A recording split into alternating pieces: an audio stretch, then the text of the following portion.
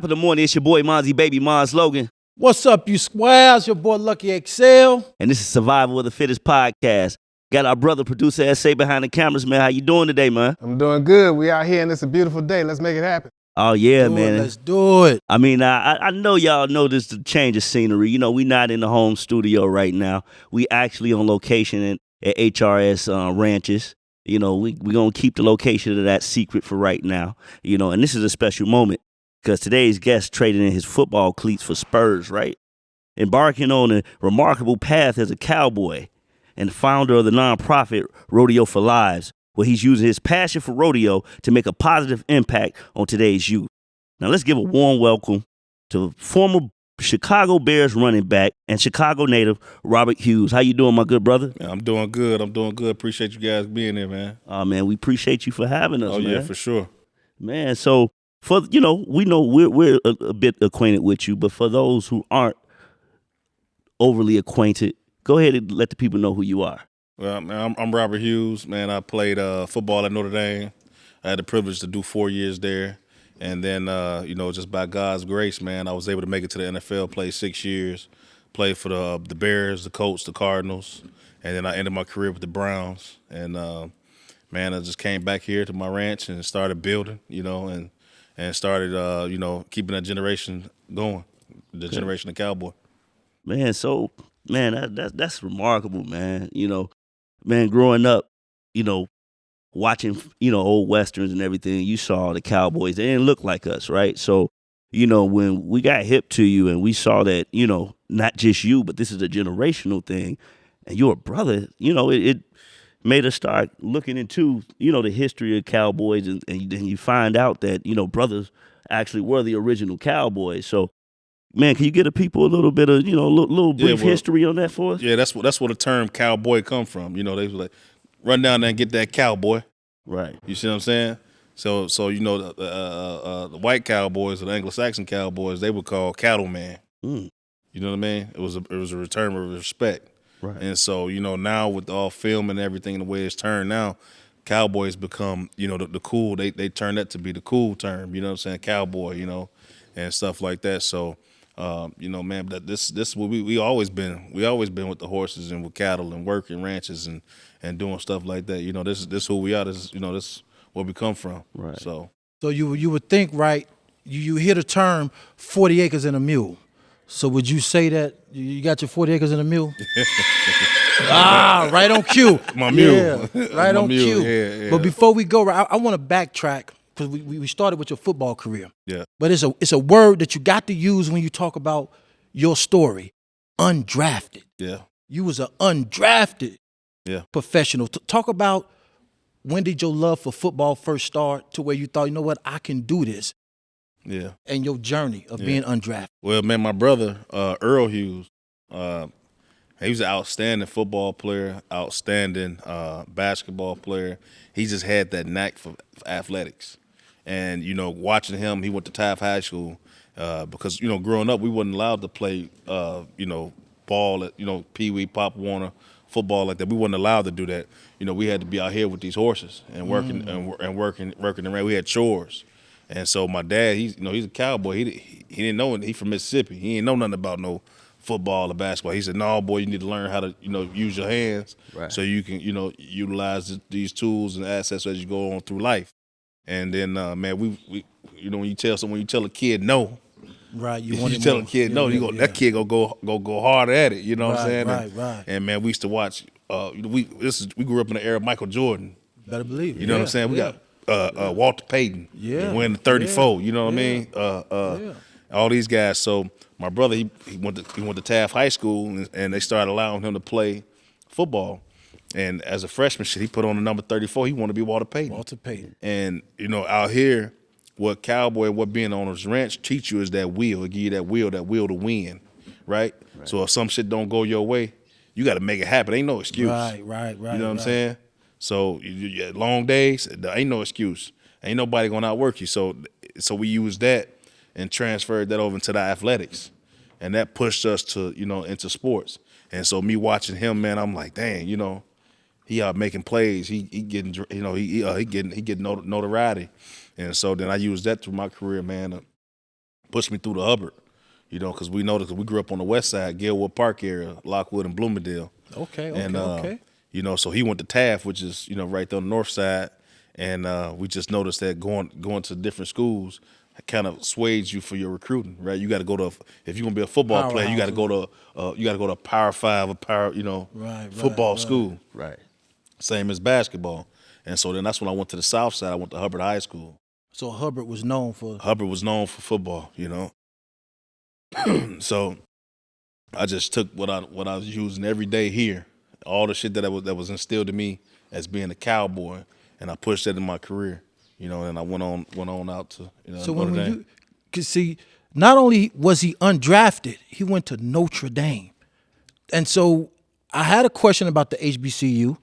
So I'm going to go ahead and combine the question. So going to Notre Dame, I want you to talk a little bit about that and the difference or what you feel, the whole thing about Power Fives and the HBCU not getting the recognition it needs. Can you speak a little bit about those two things? And I think it's all, timing wise. Now, the HBCU, you can go to the HBCU and get that recognition and probably make it to the NFL. But during my era, when I had to play, you had to go to a Power 5 school. You know what I'm saying? You had to go somewhere where those NFL teams gonna come and watch that film. It's hard for an NFL scout to pop in a HBCU film. You know what I'm saying?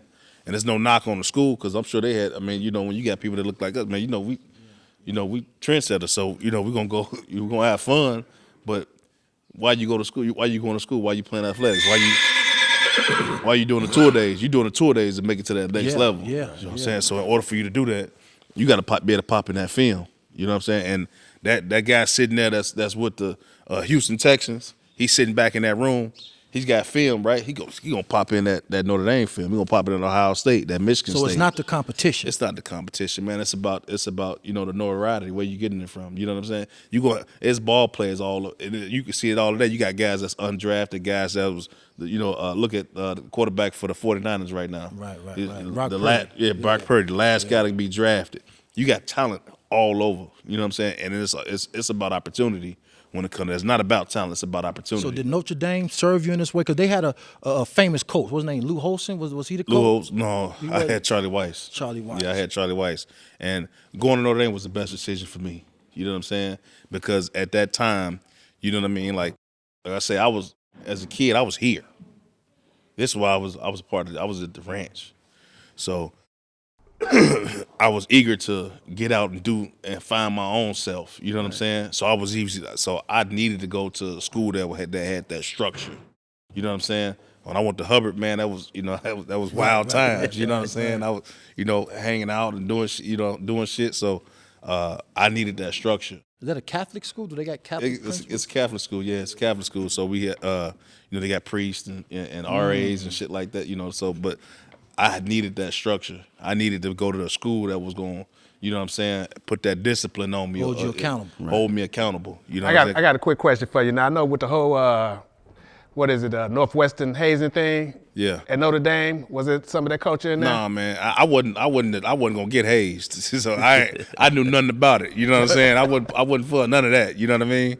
And so, but at Notre Dame, man, you had a lot of guys that came from good households. Good. I mean, a lot of my buddies I talk to this day, man. Like my buddy Darius Fleming.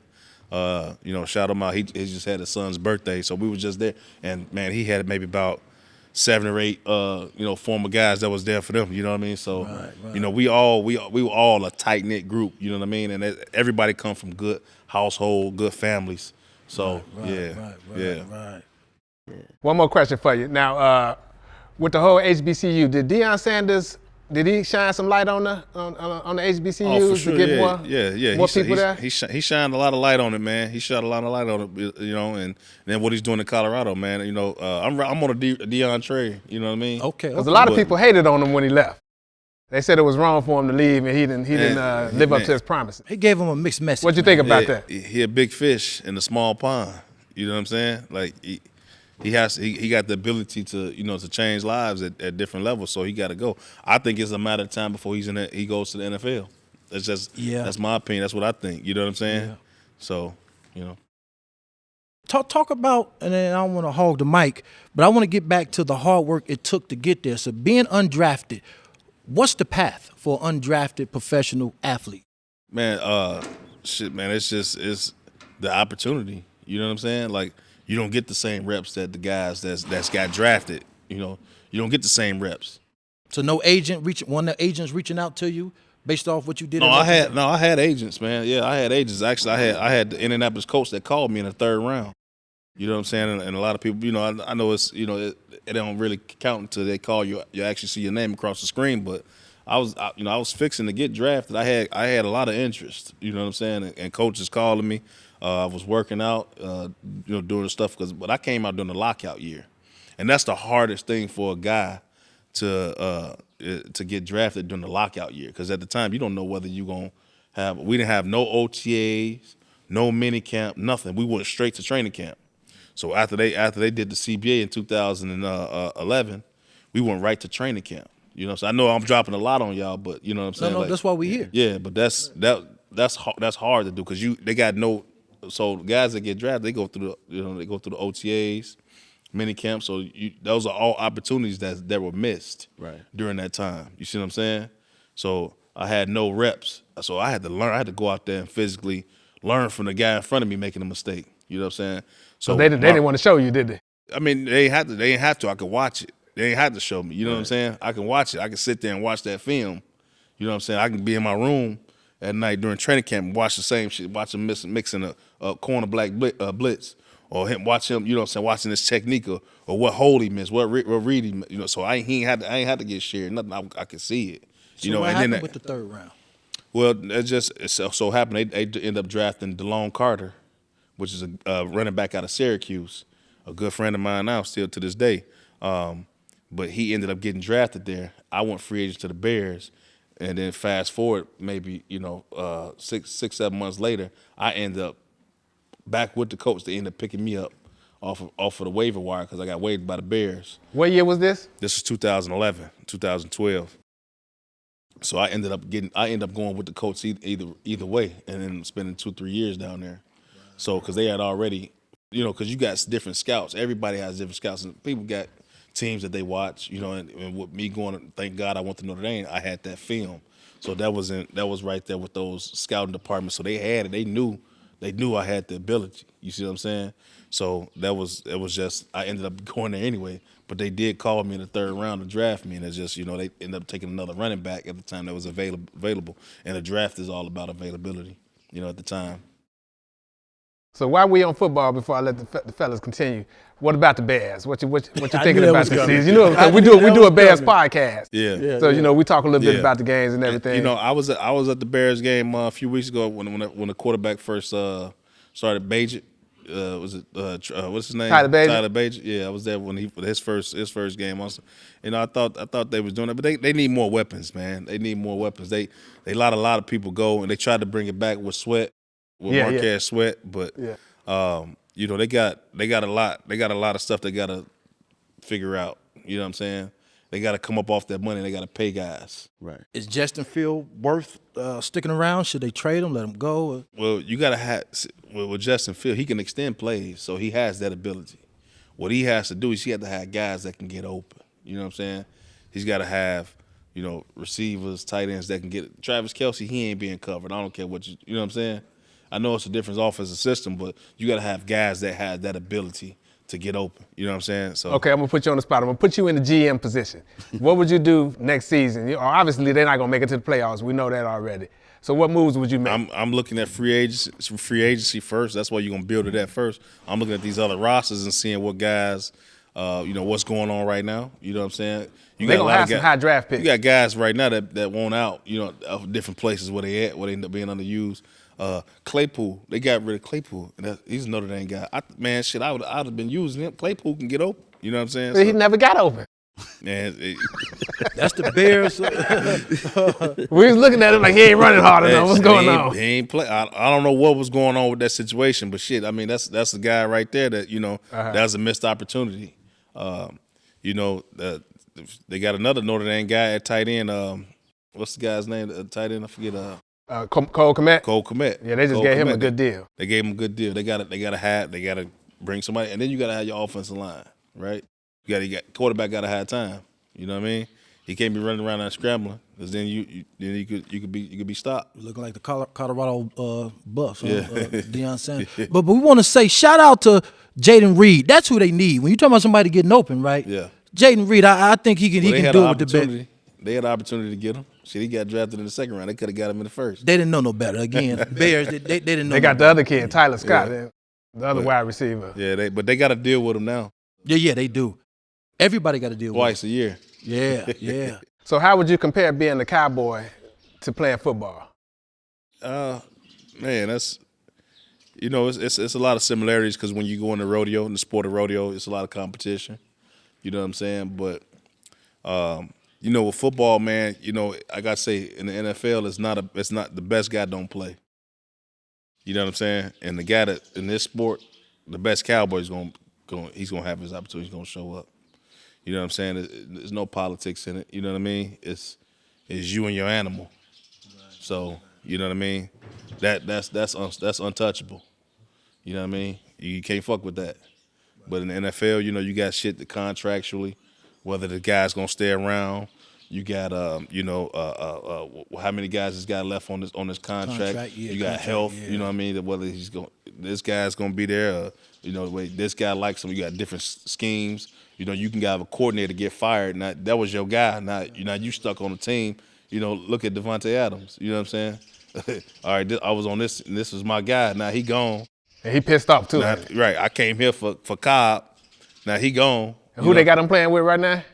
Jerry Stidham. Yeah. So, you know what I mean? But it's you really can't compare the two, man, because it's the NFL is different.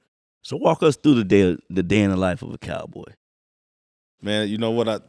The schedule I run now, man. I wake up, take my daughter to school, and shit. I come out here and feed the animals, and see what the day may bring. It's always stuff that come up and pop up that you may have to deal with. Maybe a board may break in the stall. One of the horses may need a doctor, or the cattle might need a doctor. I got to move them from this pasture to this pasture. So it's always something that come up. You know what I mean? It ain't nothing. It ain't no script. Right. You know what I mean? Yeah. Now, you say this is something that you pretty much was born into. So being that young brother who wasn't necessarily allowed to play sports and do all of the things that most young kids are able to do.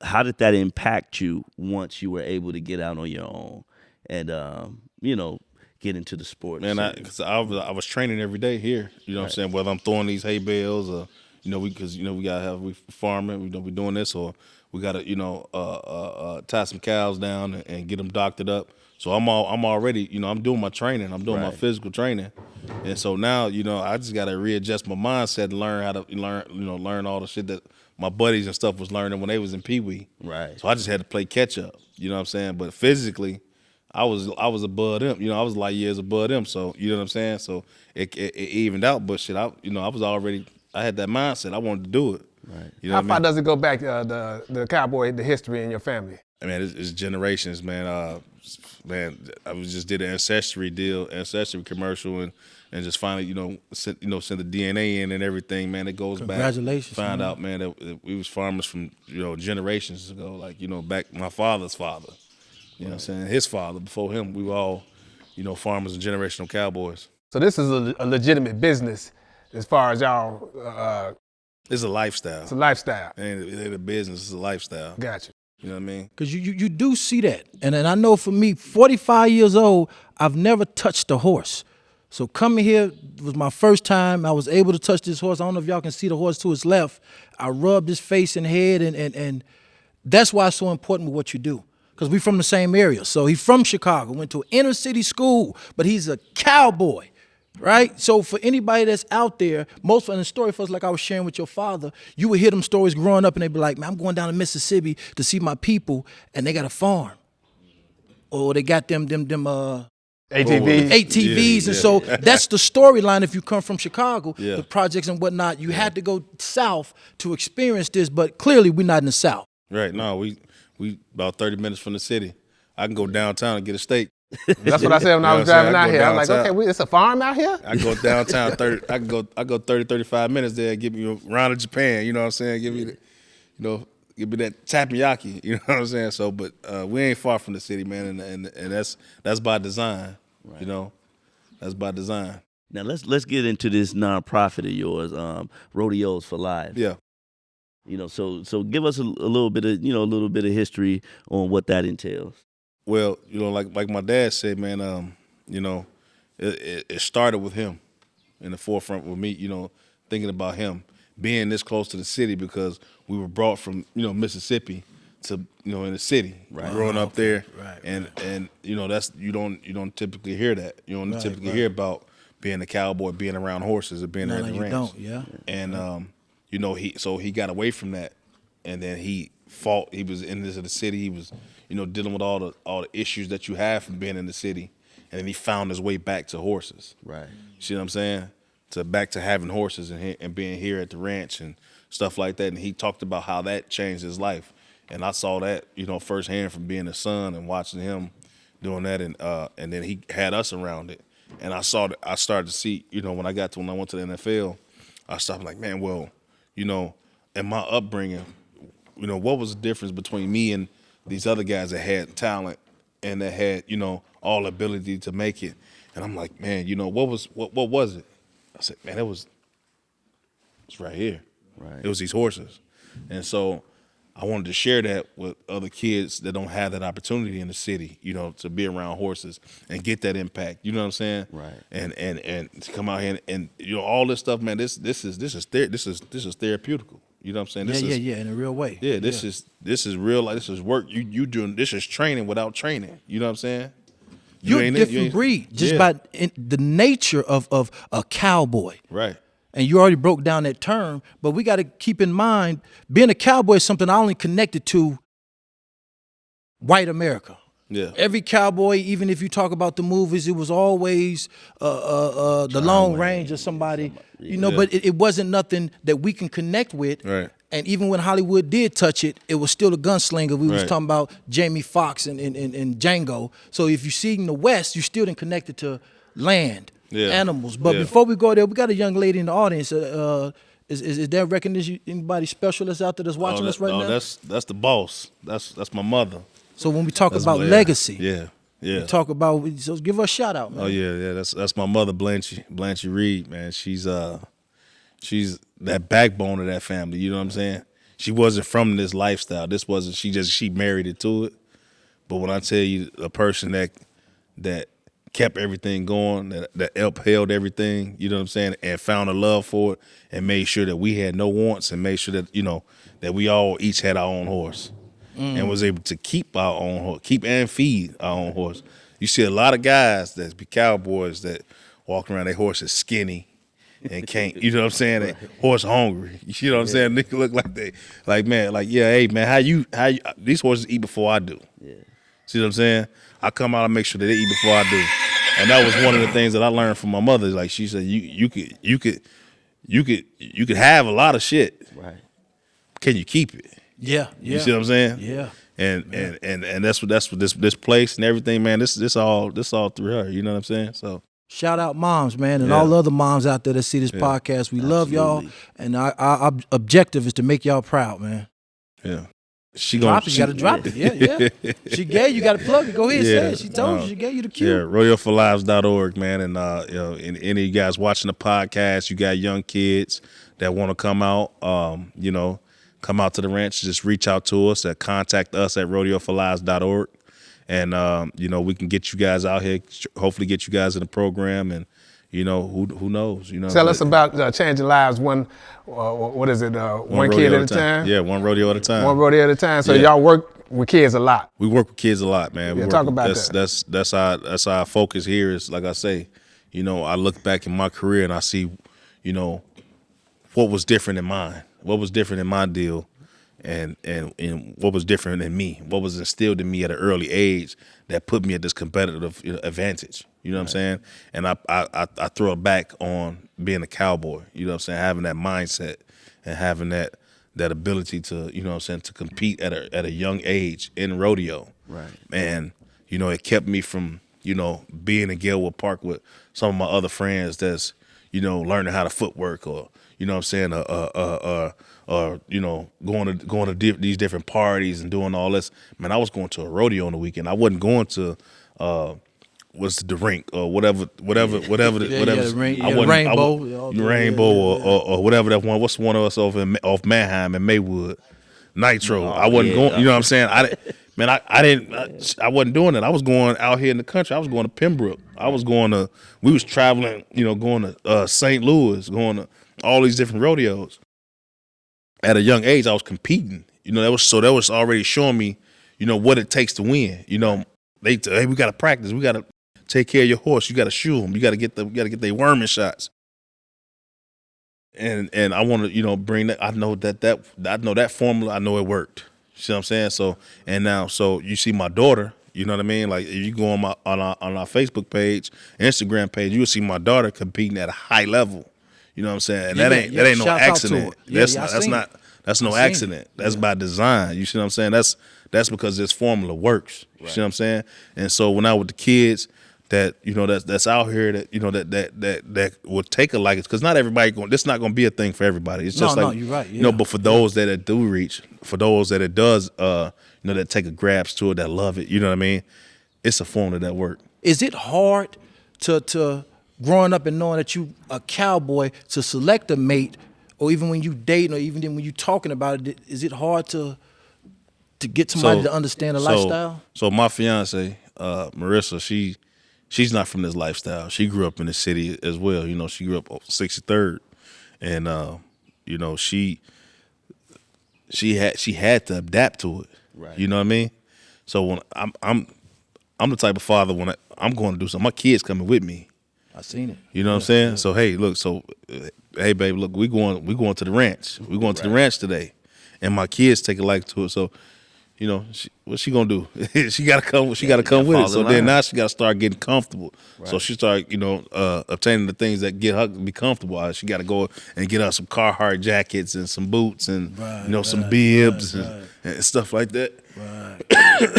So then she start to learn how, all right, like now I'm getting her a horse, and now so she's kind of starting to come to it. But that's and my mom was the same way. But my mom actually started riding and stuff like that. So it's just you gotta have that love, and this is what I do. This is who I am, and so you love me, you're gonna love what I love. You know what I mean? So it's just one of those deals. Tell us about the business of having a rodeo. How does that work? Well, I mean, it's a lot going to it. This is our 4th annual rodeo. We started kind of doing a memorial rodeo for my brother Earl, who passed away, and a good friend of ours, Keith Strange. We doing a memorial rodeo for them, and the business behind that is just I like to. We got the IRA, you got a different rodeo association that we partner with. And we just try to come out here and do something because this rodeo is for the kids from the city, because there's no other rodeo that's close to the city. Right. So they got to get the exposure to see how the sport is actually done. You can't turn on ESPN and watch rodeo. You know what I mean? You can't turn on NBC or PBS or whatever and watch rodeo. You gotta subscribe to all these different deals and not no black rodeo at that. Not a black rodeo at that, but so we came up with the idea of we want to have a rodeo 35 minutes from the city, and get the kids come here and they can actually see real guys, real professionals that's in the IRA that's actually serious. The LeBron James and stuff of their sports, or their prospective sports, come out here and actually compete right in front of them. You know what I'm saying? Right here.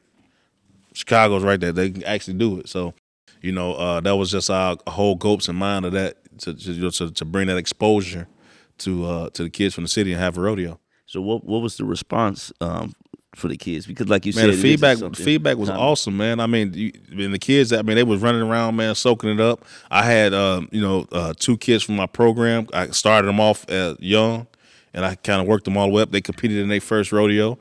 And they was able to go out there and complete their patterns and their events, and man, it was great, man. I mean, I get nothing but positive feedback from from all the people trying to come out and want to do it. So the door's open.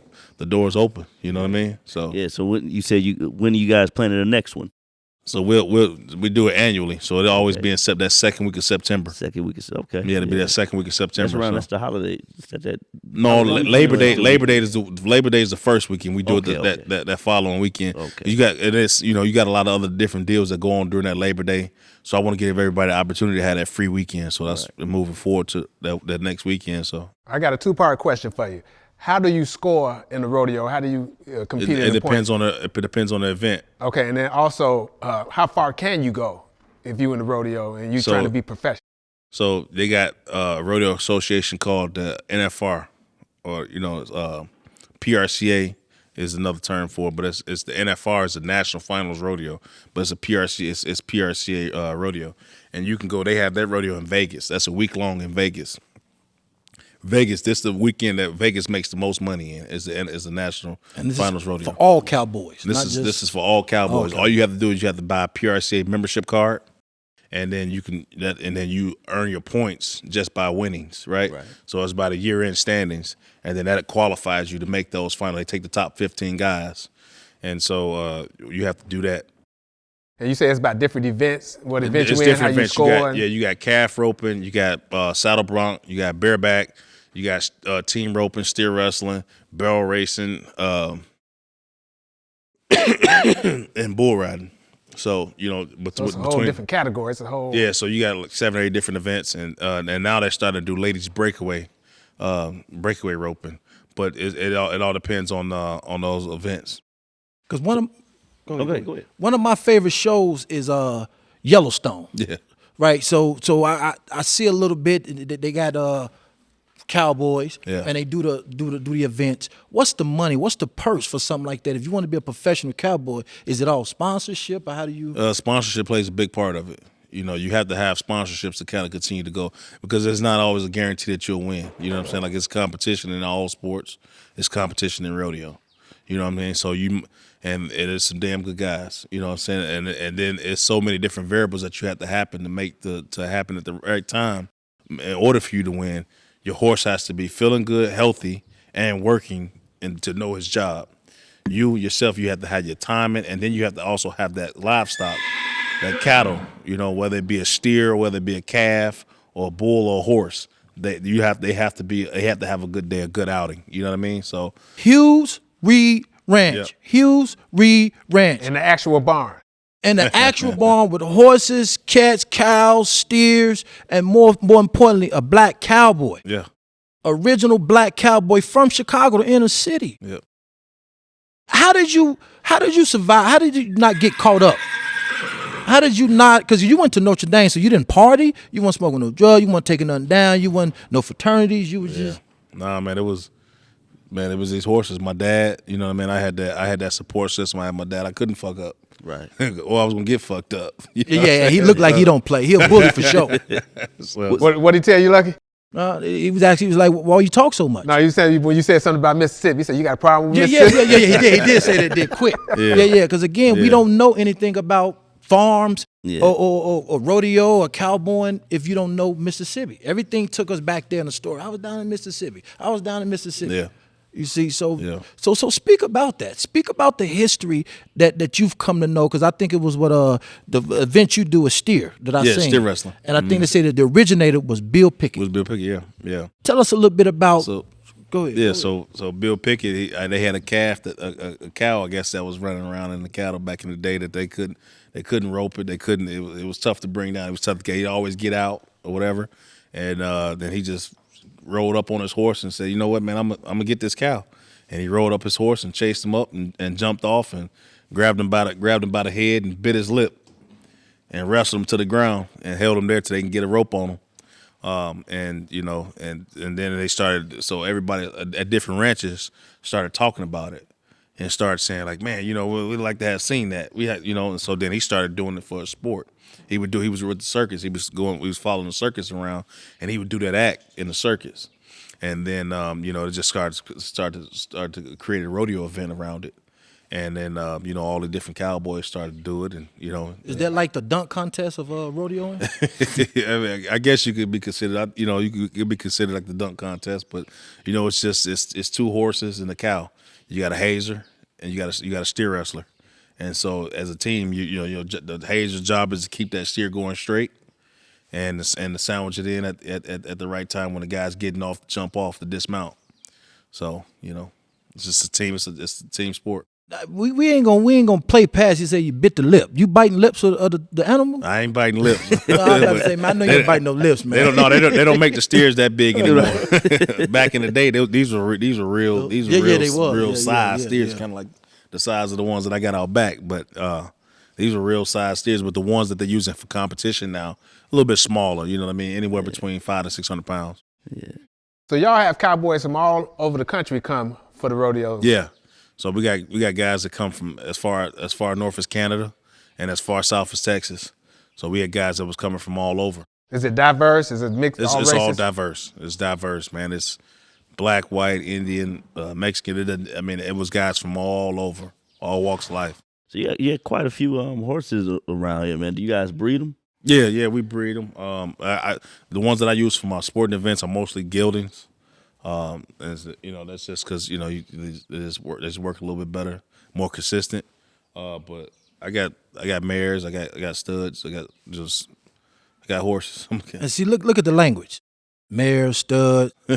How much does the ticket to come to one of the rodeos cost? It all depends. I mean, it's like $25 for the adult ticket or something like that. It's an all-day thing? Yeah, it was pretty much all day. I mean, doors, we opened up our doors at like 12 o'clock, and then the rodeo wasn't over until probably about 4:30, 5 o'clock. Okay. You know, because the rodeo itself lasts probably about 3.5 hours. Then we had vendors, and there was a bunch of other stuff to do, you know. So y'all be people out selling T-shirts and things. Yeah, we had Rodeo for Lives gear and stuff. We had a tent for Rodeo for Lives, hoodies, you know, beanies, T-shirts, all the merch for that, and then you know, we did raffles and stuff. We had a guy selling cowboy hats, so if nobody had a cowboy hat, they could buy some there. Boots, you know, just all the stuff that, you know, everything. And go ahead. How can, because you spoke about still having merch, how can people support you right now? Because I know it takes a grip, a lot of money to run this operation. Yeah, man. I mean, well, you know, they could donate to us. They can contact us on our email, send it back, and they could talk about how to get involved. I mean, it's you know, a lot of stuff right now we do just off of the love for it, man, and off the belief in what we do. You know what I'm saying? So they can go on our Instagram, reach out to us on our Rodeo for Lives at Rodeo for Lives, or they can go on Facebook, and we could talk about, you know, how to do that thing, how to do everything. How long y'all been here? This location? This location, I think we had this location for, I don't know, probably close to 20 years now. Yeah. So previous to that, y'all was at another farm? Yeah, previous to this, we were at another farm. Yep. Okay. So I saw that you guys were doing a fundraiser to open up an indoor facility. Yeah. Yeah. So how are you guys coming along with that process? I mean, well, it's slow, but it's coming. You know what I'm saying? All great things can't rush it. You know what I mean? Right. So we steady moving towards it, steady building towards it, and, you know, hopefully, you know, it'll crack off one of these days. But, you know, we just steady building towards getting the material, and at some point, you know, I don't want to put a timeline on it, but Right. at some point we're gonna have this indoor built for the winter time. You know what I mean? Right. Because right now we trying to winterize everything right now as we speak, trying to get it ready for, you know, these cold months. But that kind of put a halt on all our training. Right. You know what I mean? Can't work the horses out unless you're outside, and, you know. We're gonna get it built up real soon. That got to take a different too, because summertime with the horses is one thing. Summertime is But fun. now the wintertime is a totally different beast. Freezing, toes cold. So when You know when you got the rope, what is that called? It's called calf roping, team Calf roping, roping. anything with the rope. Yeah. Okay. And that's a skill. It takes a while to learn for something like that. Yeah, it's definitely a skill. It's skill, timing. You know, it's just like shooting a jump shot. It's just like, you know, trying to shoot it from the 3. So that's when you winding it up over your head. Yeah. Okay. Yeah. Okay. So So they say right, train up a child in the way it should go, and when it gets older, it shall not depart from it. Yeah. So clearly, you from a good stock, and it's in your blood. Talk a little bit about Earl. My dad. No, yeah. no, your brother Tony. I'm Tony, sorry. yeah. Talk a little bit about him, because you said that he was the first one to play football. Yeah, he's the first one. So now, when it comes to the Cowboy and the lifestyle of Cowboy, did he was the subscribe first to one. the? Yeah. Everything he did, I mimicked. You know what I'm saying? A lot of people idolize Michael Jordan, Walter Payton, Michael John, all these guys. That was my Michael Jordan. Right. That was my LeBron James. Was the guy that was living in the next room from me. You know, he was just one of those special guys that did everything right. You know what I'm saying? Took no shit and didn't want no bullshit. So, you know what I mean? He got it from my father. My father was the one who he instilled that into us, you know what I'm saying? And so when I saw the respect that he demanded, you know what I'm saying, that was like, damn, you know what I mean? That's my Michael Jordan. You know what I mean? Powerful. Yeah. Yeah. That's powerful. And what's the year? What's the age gap? He was 6 years older than I was. Oh yeah, so he definitely yeah. And so, you know what I mean? That was it was easy. It was easy. I had a script, I had a game plan. You know what I'm saying? And then he loved me enough to say, hey, look, I'm not gonna let you fuck it up. So you gonna go to Notre Dame and you gonna do it this way. You know what I'm saying? Right. And so that having that script, man, it was, you know what I mean? It was already written for me. You know what I mean? How many years did you play in the NFL? 6 years. Yeah. So what is those experiences like in the locker room? Yeah, man, it was good, man. You know, you realize how, like I said, you realize how it's always about opportunity. You know what I mean? The best guys don't play. You know what I'm saying? So you leave with a little sour taste in your mouth, because you know what I'm saying, you're like, damn, man, what, you know, if I'd have done this, if I'd have had these opportunities and all this shit. But you know, the NFL is not about, it's all about contracts and about, you know what I'm saying, guys that they have the opportunities. You know what I mean? Business. It's exactly business. So how has the game changed from when you was there, as far as the penalties, the no, can't touch the quarterback, can't touch the receivers? No, man, we had tour days. We used to be, man, tour days, practices. I'm talking about banging. You know what I'm saying? Thug, pad on pads. They don't wear pads now. They got pillows on their helmets now. You know what I'm saying? But man, it's night and day from when they was playing now, and it's smartly so, because back then, man, it was dangerous. You know what I'm saying? With guys with the CTE hitting the head, hitting the head. I was gonna ask you about that. And all that stuff like that. Now, you know what I mean? So the change in it, you know, it needed a change. Right. But it definitely was a different time. You know what I'm saying? Like, you know, your career, the longevity of your career could have been a lot longer, you know, with these rules that they have in place now. Yeah, so the change of the rules, you respect that. I respect it, because you know what I'm saying. I'm an advocate for. I know how it is. I played fullback, so you know what I'm saying. I was every day, two times a day, pounding out there. You know what I'm saying, man, hitting and shit. You gotta. I mean, you mean to tell me I gotta do this again in 5 hours? I gotta go in this motherfucker, get a meal. You know what I'm saying, and come back out. And shit, I gotta be the biggest bad motherfucker again. Shit, you know what I'm saying? Like, nah, man. You know. Have you ever had a concussion? Man, I had plenty of them. Yeah, I had plenty of them, man. You know. And you went back out and played, same? Man, you ain't had no choice, man. You had to have your job. You want that check in your locker? Shit. I'm getting back up. I'm going to go. What I got to do? Okay, yeah. I'm in there. You know what I'm saying? Yeah, I understand. Chasing that check, man. You wanted to. Because there's always somebody trying to take your job. It's all, man. And then the league is generated to stay young. You know what I'm saying? Yeah. It's generated that way. That's why every year you see a guy's contract increases, right? So, you know, like I said, like, you know, it's not about always the best guy. You know, you could be a 4-year vet, right? And you making, you know, 1.2.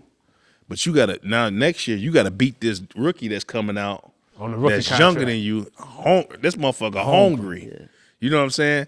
And he getting 400,000. Yeah. Doing the same job. Doing your same job. Yep. So you gotta be $600,000 better than them.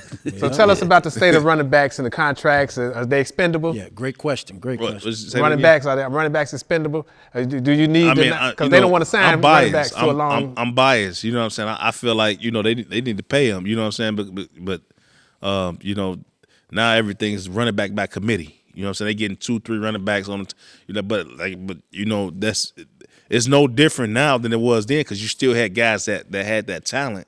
You know what I'm saying? But back then, those guys knew it. Okay, if I let this motherfucker play behind me, shit, I'm expendable. So they carried the rock. They didn't open the door for it now. You know what I'm saying?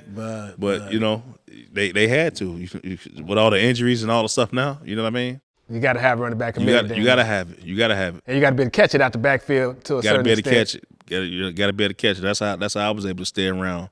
I was able to diversify my skill set. You know what I'm saying? I had to learn how to block. Had to learn how to catch. Had to learn how to play without the football. You know what I'm saying? And so once you learn that, you diversify your skill set. That's when you can able to, do other things. The more you can do. That's what they say. That's the term they use around the league. The more you can do. Right. So you played with Peyton Manning? No, I played with Andrew Luck. Oh, you played with Andrew Luck? Yeah. But when I was in college, when I was in high school, I had a buddy of mine, Kelvin Hayden, who played for the Indianapolis Colts. He played when they went to the Super Bowl, and he went to my high school, and so during that time of us passing, I went down there to visit him.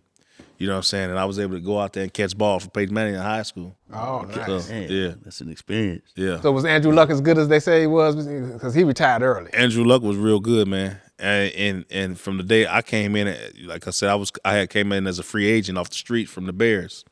And the day that I walked in the facility, man, he was the first person in that facility, the first player after I did my workout. They say, hey, all right, we're going to sign you. Andrew Luck was the first person that came in and said, hey, man, congratulations. Oh, nice. This is before the workout, and I don't even know how the hell he knew I got signed. He's a quarterback. I don't know. I don't know how he got signed. Yeah, I don't know. Like I ain't know the motherfucker knew my name. You know what I'm saying? But I played against when he was at Stanford and I was at Notre Dame. So we played against each other. But you know what I'm saying? Shit, I didn't know half the motherfuckers I played against. Right. You know what I mean? I'm like, how does this motherfucker know? I'm saying, he's like, man, hey man, congratulations, welcome to the team. So he was a real dude. It's all shit. I'm like, man, they put me in this motherfucker. I ain't letting no linebacker touch him. Right, shit, right. you know what I'm saying? You know what I mean? Yeah. So what you think about the money for college players now? Because you always seeing Deion, him and his son. Well, it's Sean well off the deserved. whip. It's well deserved. You know, you talking about the NIL. Yeah, man, it's well deserved. I wish they had it back when I played. Shit, you know. But they didn't even pay for the video game. You know, the NCAA. Yeah. That was real big back in the day. I used to play. You know, but they didn't even pay for that. You know what I'm saying? But they should. All the guys, all your name, image, and likeness, they need all that, man. Because college Especially in football college. is a big business. Yeah. Man, look, They man, make plenty of money. broke in college. Talking about broke, broke in college, man. Couldn't put no gas in the car. We had to carpool home. You know what I'm saying? Shit, we had to. All right, man. Where you going for? Thanksgiving and all that. Shit? Man, we had to carpool coming back to Chicago. Couldn't make it down the toll road. And Couldn't pay the meanwhile, toll. Like shit. They selling the football tickets for big dollars. Making money. Merch, all that. And y'all carpooling back to the crib. Look, hey, I'm wearing Notre Dame issue sweatpants and sweatshirt. Motherfucking Thanksgiving dinner. Because see, that goes into his point when he was talking about the correlation between being a professional athlete and being a cowboy, not just a cowboy, but the business of being a cowboy. Mm-hmm. So the politics of it. So when you see what's my boy for the 49ers that sat down a quarterback, Colin Kaepernick. Colin Kaepernick. Yeah. So because it's political, because it wasn't being fair in the country. But now when you talk about being a black cowboy, what are the politics that you see of you seen as far as the good old boys club? You know, when you got the white rodeo versus the black rodeo. Man, fortunately, you know what I'm saying? Like, I haven't had to deal with much of it. You know what I'm saying? Like I go to rodeos and it's love. You know what I'm saying? Because for one, I'm confident in who I am and myself. You know what I'm saying? And then I got my family with me. So a lot of times being a cowboy, that race shit don't matter. You know what I'm saying? It's either you gonna be what you say you are, or you're not. You know what I'm saying? So I go to the rodeo. I am who I am. I'm gonna show up. I'm gonna be competitive. You know what I'm saying? I'm gonna do what I do. My daughter's gonna show up. She's gonna be competitive, and that's that. You know what I'm saying? It ain't a lot of that in that. You know, and this is why I love it so much. You know what I'm saying? Because we don't have to.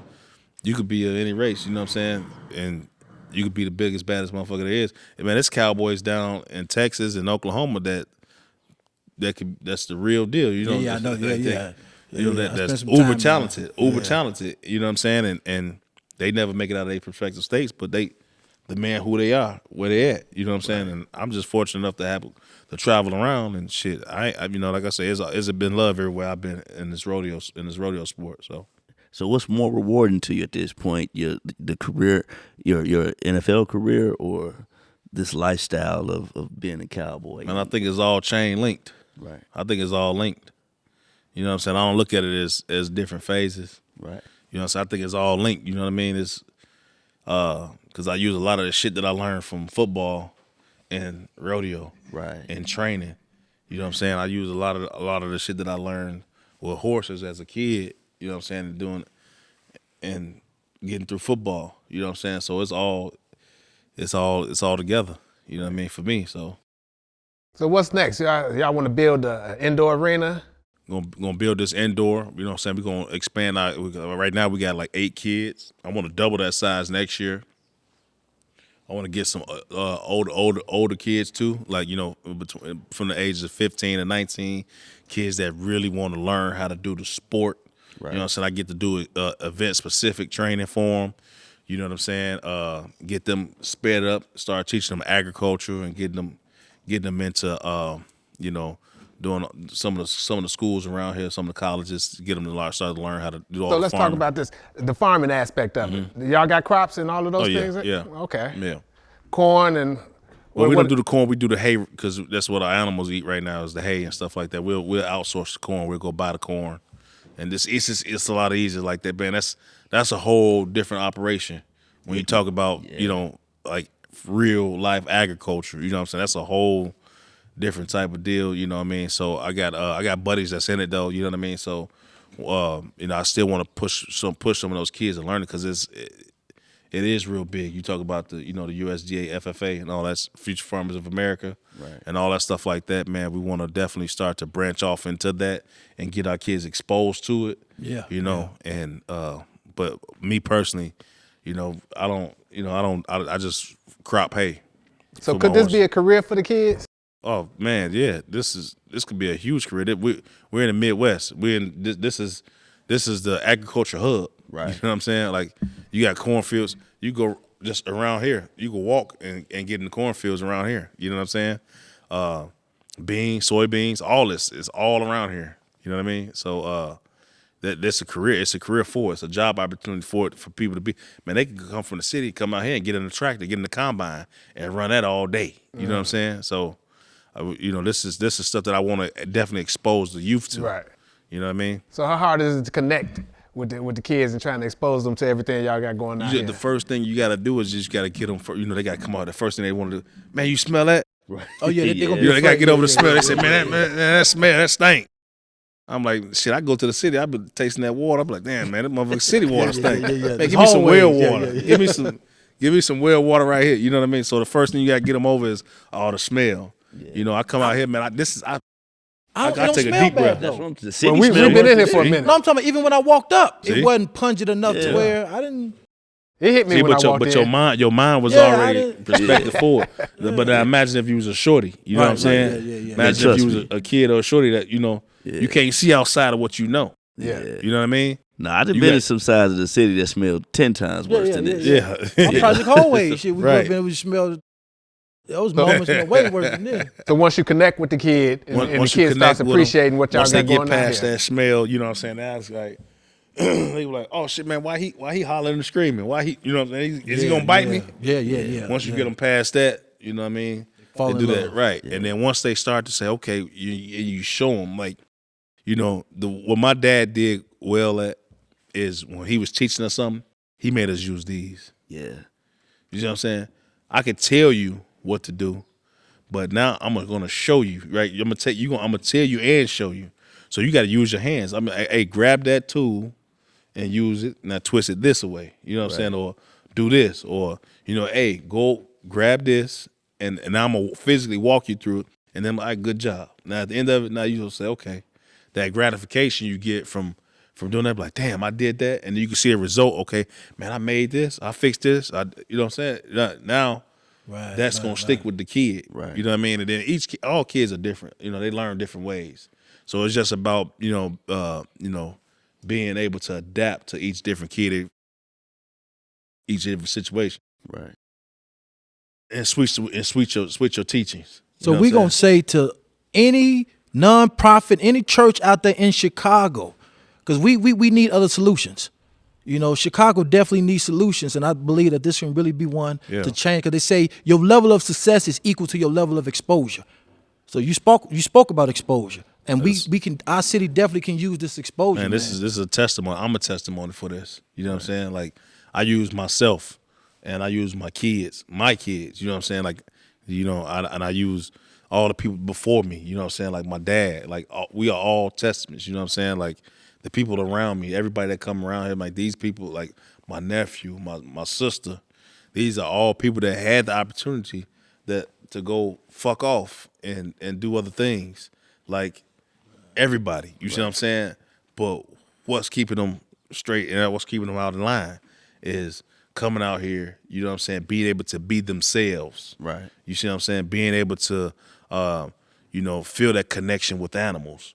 Being able to do the work and the work that it takes to take care of these animals. You see what I'm saying? Whether that be, doing construction, whether that's doing agriculture, you know, doing hay or doing anything like that, anything mechanical. You know what I'm saying? Like all these things are all skill sets that you learn to be here, and those are things that impact you and keep you from, you know, doing the lighter, you know what I'm saying, and going out and doing the other shit. So, and it's definitely needed. You know, I mean, we all know how the streets and this generation of youngsters are right now. You know, and it's a beautiful thing that, you know, as brothers who come from places where some of these kids come from, and they're examples of an alternative. Right. You know, they don't have to, you know, just settle for what they see right across the street from them.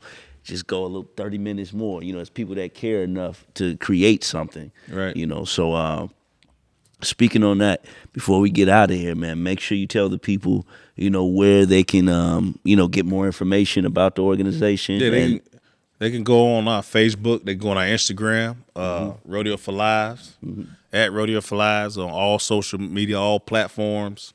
Man, they can email us. You know what I'm saying? They can email us, and if you got a kid that you want to, you think may have an interest towards what we're doing, or if, you know, even if you think they don't and you just want to try, just email us, man, and we'll be, you know, we answer all our emails. I personally answer the emails, you know what I'm saying? So we can get right there and get to it. They can come out here and we'll get the training, get to working with them, man.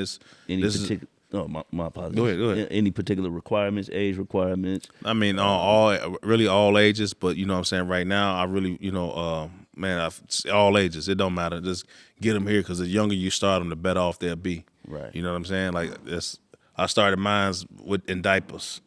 Wow. You know what I'm saying? I had mine out here in diapers. Yeah. You know what I'm saying? Because and she the real deal. Yeah. The earlier you start them, you know, the better. You know, it's just like with anything. You know what I'm saying? You start them early, and as long as you protect them and keep them and you know, keep them from getting hurt. You know what I'm saying? Then they won't. You know, they'll be fine. They're gonna grow up and they're gonna know how to do it, what to do. So this is what I want to say. Sometimes we forget to say like, share, subscribe. People who see this video, make sure you like, share, and subscribe. But before we do that, you got a sponsor over here. I know you wanted to take a photo, but let's highlight this. Made, you think you can get that that product play? Because we need sponsorship too. Yeah. So when y'all see this, y'all reach out to Rob, reach out to the homie. Yeah. All sponsors in particular, because we here at Survival of the Fittest, we got the doors open now. This is one of our sponsors for the rodeo. They actually sponsor us with like a tequila reposado. Hold it up a little bit. For the reposado, Casa Azul. It's one of our sponsors, and we got a host of others. We had Derrick Rose as a big title sponsor for us. Derrick Rose, man, he is one of the guys I used to compete against him. Shout out to Derrick Rose. Shout out to Derrick Rose, and and his enterprise, DPE, Derrick Rose Enterprise. But we was able to connect back together through Rodeo for Lives, and we used to compete against each other a lot. And he's into philanthropy. And Derrick Rose ride a horse? No, I know you want to talk about football against each other. I'm like, wait a minute. I'm gonna get him on a horse out here one day. But you was balling? You play ball? I used to play. Man, I used to play ball. You probably had hops too, huh? Man, that was me. Yeah. So just kind of through us playing at AAU ball and all that stuff like that, and then he started to see kind of like what we were doing. Work, yeah. So then he came and do that, and then I had the Duo Vodka. Yeah, we familiar. Duo Vodka, with was those guys. Jasper Robinson and his crew up there that do it for them. Then we had and I should have had my list now. Well, Playpen Vodka. You don't know about Playpen Vodka? We gonna introduce you to Playpen Vodka. This is definitely something that a collaboration is in order. Yeah. Because Cowboys like to drink. Yeah. Shout out one more time, because when we here at Survival of the Fittest, we need sponsorship to bring the message home to everybody. 'Cause this is a product for the people, by the people. That's tequila. And where dreams go further than bullets. After the game, George Baker, after the game, they came out and did some sponsorship stuff out here too, and Yap, Chicago Beyond, and yeah, man. Okay, so we're gonna get ready to wrap it up. Y'all get y'all final thoughts in. I gotta end out with the big homie Earl, man. The big homie Earl, right? What's his saying? Because y'all got a Ancestry commercial that's floating around. Y'all tune in. Y'all go check out the Ancestry commercial. And he say, says 2 things that young men want to be out here. woo! They go and say, there's 2 things that young men want to be out here. Either a gangster or a cowboy. And don't nobody want to be a gangster He no said more. gangsters are played out. Ooh, say it all together. Yeah, gangsters are played out. I'm saying it in his voice. Go ahead.